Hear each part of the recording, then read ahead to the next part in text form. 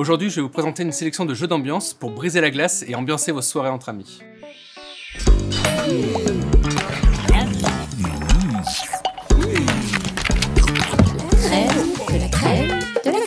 De la culture.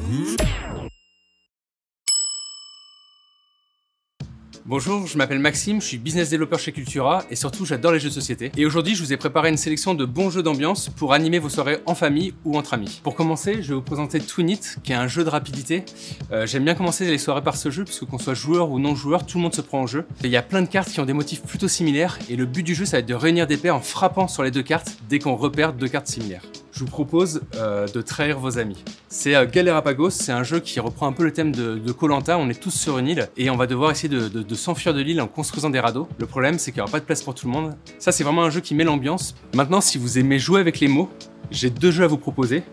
Il y a d'abord Codename, un jeu qui se joue en équipe. Et dans chaque équipe, il y a un joueur qui va devoir faire deviner des mots à ses coéquipiers.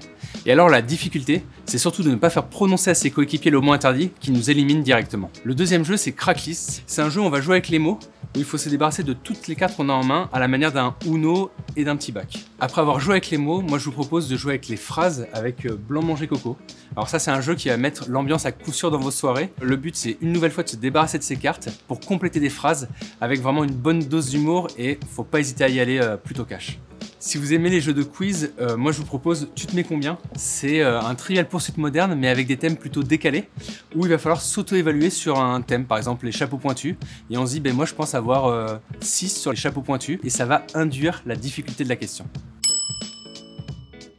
Et pour finir, un jeu que je voulais vraiment vous présenter, c'est Packet Chips. C'est un jeu qui anime pas mal nos soirées en ce moment, où on va parier sur tout simplement sur des chips de légumes. Dans Packet Chips, il y a des chips de différentes couleurs, et tout au long de la partie, on va prendre des chips du paquet.